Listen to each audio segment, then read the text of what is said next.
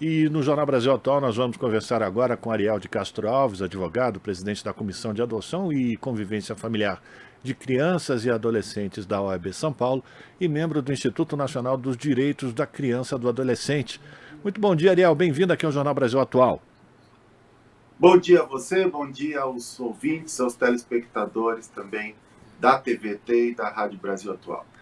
A gente vai falar sobre o governo de transição, gabinete de transição, vice-presidente eleito, Geraldo Alckmin, que é o coordenador desse gabinete, anunciou ontem 61 novos nomes que vão integrar as equipes de transição para o futuro governo. Eles vão fazer parte de 6 grupos temáticos: educação, esporte, infraestrutura, juventude, cidades e cultura. E também foram anunciados integrantes do subgrupo infância, que está dentro do grupo dos direitos humanos. E o nosso convidado, Ariel de Castro Alves, foi um dos convidados a integrar esse GT. Ariel, você era um grande defensor exatamente de um grupo de trabalho para atender especificamente a esse grupo, né? Ou essa parcela da população brasileira. Eu queria que você falasse sobre a importância da criação desse subgrupo de trabalho para cuidar desses assuntos.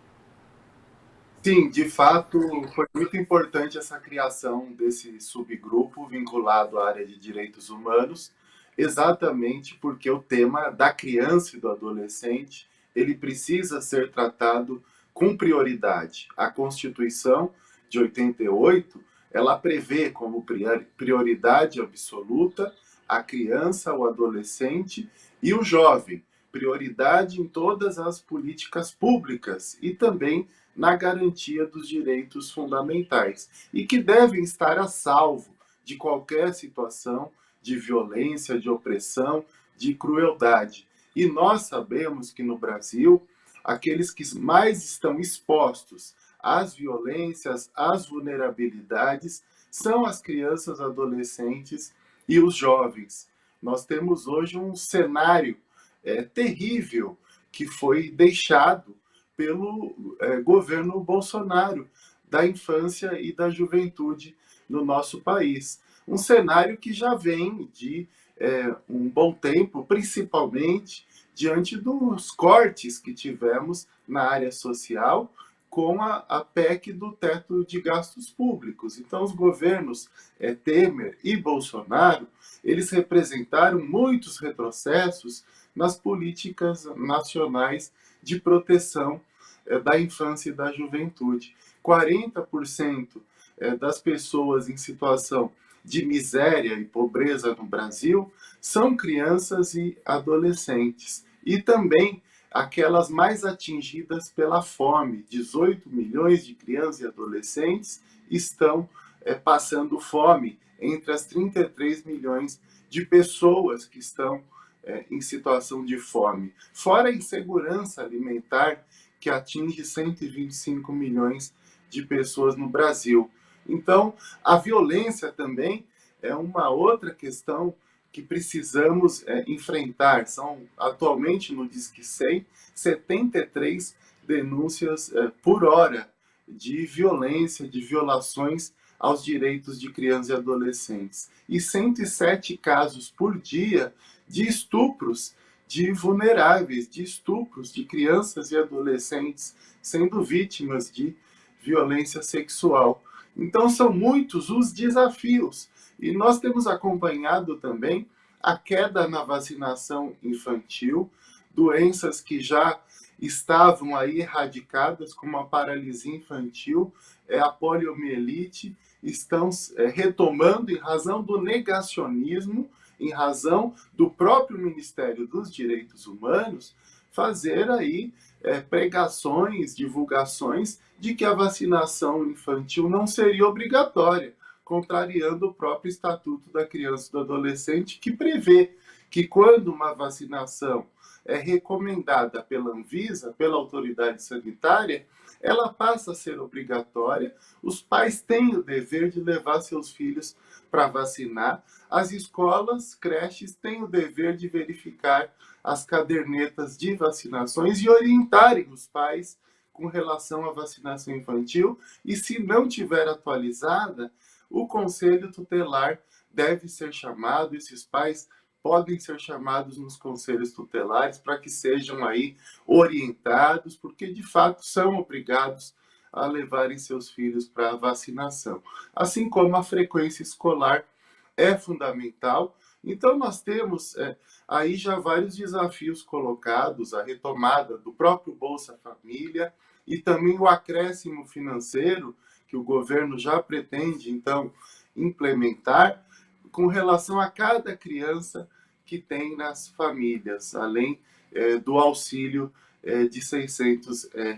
Então, nós já temos aí novos horizontes, novas propostas, novos encaminhamentos fundamentais para garantir a proteção da infância e juventude no Brasil. Outra questão é enfrentar o trabalho infantil. Desde 2019, não temos números atualizados sobre o trabalho infantil. O último número é de 1.800.000 crianças e adolescentes exploradas no trabalho infantil. O próprio programa de erradicação do trabalho infantil foi deixado de lado durante os governos Temer e durante o governo Bolsonaro também. Então, nós precisamos retomar essa experiência importante, fundamental dos governos Lula, que foi o próprio programa de erradicação do trabalho infantil. Então, temos muitos desafios pela frente. Eu agradeço bastante o convite que foi feito pelo vice Geraldo Alckmin, pelo presidente Lula, pelo Aloysio Mercadante e também com o apoio do próprio Fernando Haddad, com quem estive aí na campanha aqui em São Paulo, principalmente contribuindo com o plano de governo do Haddad para o estado de São Paulo e também fui um dos responsáveis por elaborar as propostas das diretrizes e do plano de governo nacional do próprio presidente Lula na área da criança e do adolescente por meio de um grupo de trabalho que eu coordenei. Então, essa chamada, essa convocação para participar da transição, ela vem em boa hora para que possamos contribuir aí com vários desafios que envolvem o público infanto-juvenil no país.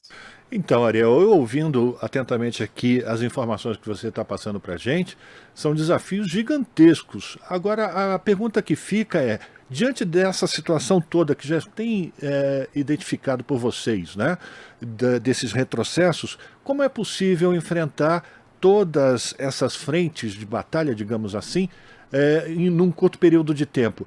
Só com a reativação de políticas públicas que foram largadas ou deixadas de lado pelo governo Bolsonaro é possível fazer isso? Ou é preciso também muito dinheiro, muito orçamento para a reativação de tudo que você passou para nossos ouvintes e espectadores aqui no Jornal Brasil Atual? Sim, de fato, essa é uma preocupação que nós temos. Nós temos informações, inclusive, do INESC, que é um Instituto Nacional de Estudos Socioeconômicos, de cortes, por exemplo, no enfrentamento ao trabalho infantil de 95% dos recursos. Também cortes na previsão de assistência à infância e adolescência no governo federal de recursos pela metade. E nós já estamos aí numa fase de discussão do orçamento do próximo ano e o governo de transição tem se preocupado muito com isso, com o orçamento do próximo ano e com o restabelecimento das políticas públicas que foram deixadas de lado nos últimos anos. E claro que nós temos aí propostas que foram construídas durante a elaboração do próprio programa de governo, durante a elaboração das diretrizes do programa de governo, para irmos além do que já existia anteriormente nos governos Lula e Dilma, diante de atualmente os novos desafios, as novas problemáticas que envolvem a infância e a adolescência no país. Um dos desafios é a orfandade decorrente da Covid, com essas quase 700.000 mortes decorrentes da Covid. O governo brasileiro sequer mapeou o número de órfãos que estão aí necessitando de apoio em razão dessas mortes. O Imperial College de Londres, no primeiro semestre desse ano, tinha divulgado um número de 282.000 crianças e adolescentes que ficaram órfãos porque seus pais faleceram em razão da Covid no Brasil. 282 mil crianças e adolescentes. É um número extremamente alto. Não que todas, o pai e a mãe faleceram, mas que ou o pai ou a mãe, ou ambos faleceram, mas também avós, tios que contribuíam com o sustento dos lares dessas crianças. E o governo brasileiro nada fez para amparar essas crianças, porque é negacionista com relação à existência também dos órfãos da Covid, sabe que existe, mas faz de conta que não existe e não estabelece nenhum tipo de apoio, nenhum tipo de pensão, nenhum tipo de política pública. Nós cobramos várias vezes um diagnóstico da orfandade decorrente da Covid e o governo federal não se prestou a realizar esse levantamento. Então, nós também temos aí essa tarefa de estar protegendo aqueles que ficaram órfãos durante a pandemia. A gente está conversando com a Ariel de Castro Alves, que é do Instituto Nacional dos Direitos da Criança e do Adolescente, que foi indicado pelo vice-presidente eleito Geraldo Alckmin, que é o coordenador-geral do Gabinete de Transição, para integrar o subgrupo da infância dentro do grupo de direitos humanos, apresentando as propostas e fazendo o diagnóstico desse setor enfim, das políticas públicas para o governo federal. E aí a minha pergunta, Ariel, é quase como uma curiosidade. Quando é que vocês vão se reunir? Como é que vai se dar esse trabalho? Porque temos pouco mais de um mês, né, para apresentar todas as resoluções que serão reunidas por vocês. Como é que se dá de forma prática o encontro entre você e os outros integrantes do subgrupo de infância no grupo de trabalho de direitos humanos?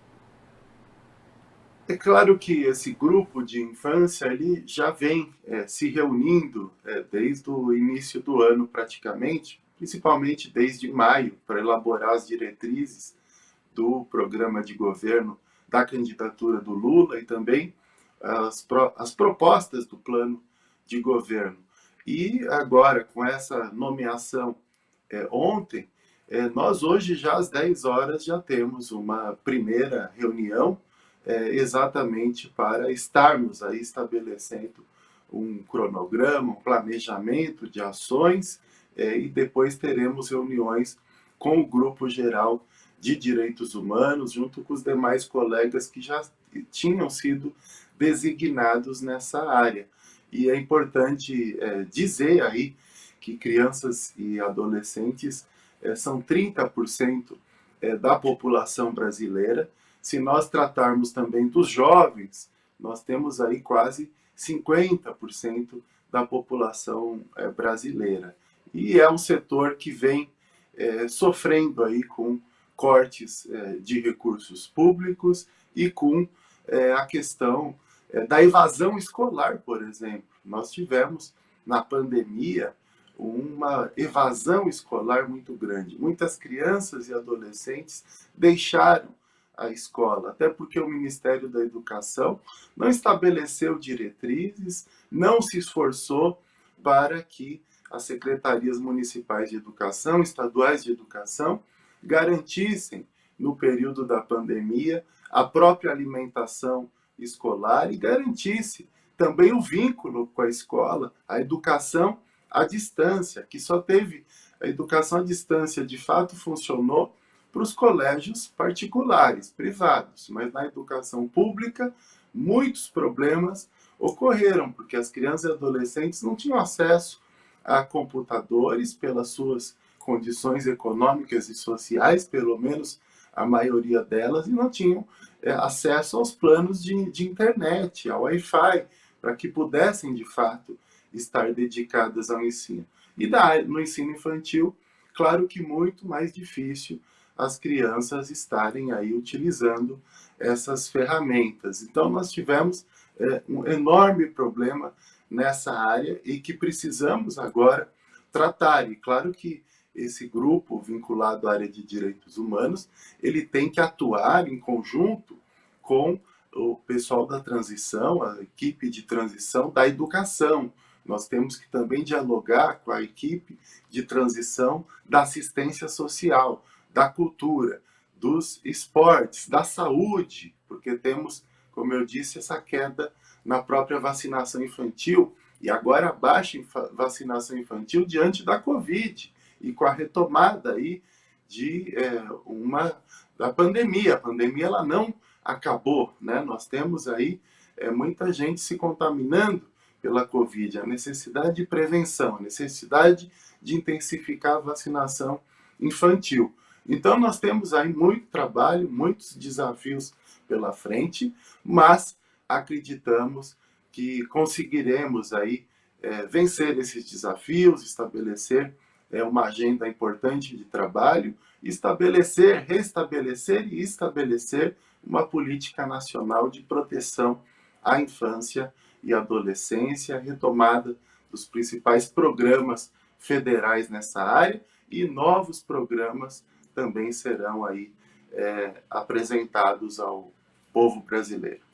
Ariel, eu fico pensando naqueles profissionais que atuam nos conselhos tutelares que foram abandonados ao longo dos últimos anos, se as políticas que vocês propõem para o presidente Lula, presidente eleito, Luiz Inácio Lula da Silva, também vai fazer o favorecimento do trabalho realizado por essas pessoas que muitas vezes ficam abandonadas nos municípios, lá na ponta, né, Ariel?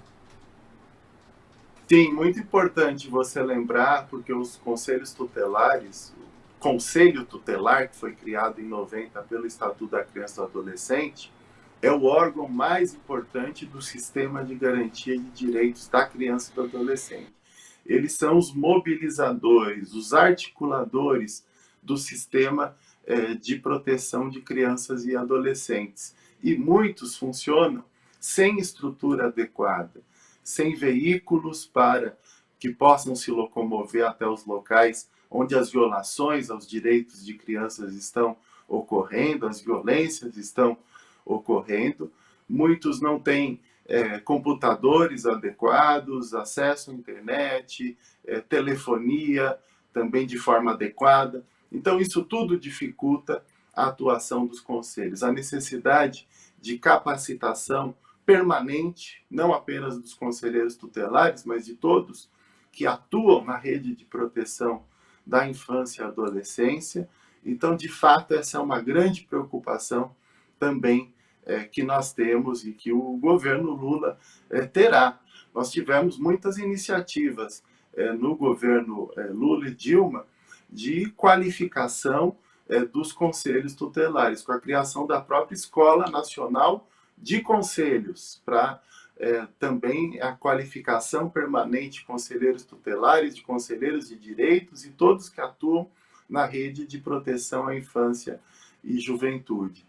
E tivemos também iniciativas até de fornecimento de estrutura para os conselhos tutelares, inclusive fornecimento de veículos pelo governo federal, e que muitos dos carros até fornecidos hoje não conseguem ser usados por falta de manutenção em algumas situações, e esse trabalho, essa manutenção, ela cabe às prefeituras municipais, às vezes com falta também de combustível. Então nós precisamos retomar tudo isso para garantir todo o trabalho, toda a estrutura fundamental para os conselhos tutelares que estão na ponta, como prontos socorros dos direitos da criança e do adolescente, para receber as denúncias de violações e encaminharem para as polícias, para o Ministério Público, a Vara da Infância e Juventude, e providenciar as medidas de proteção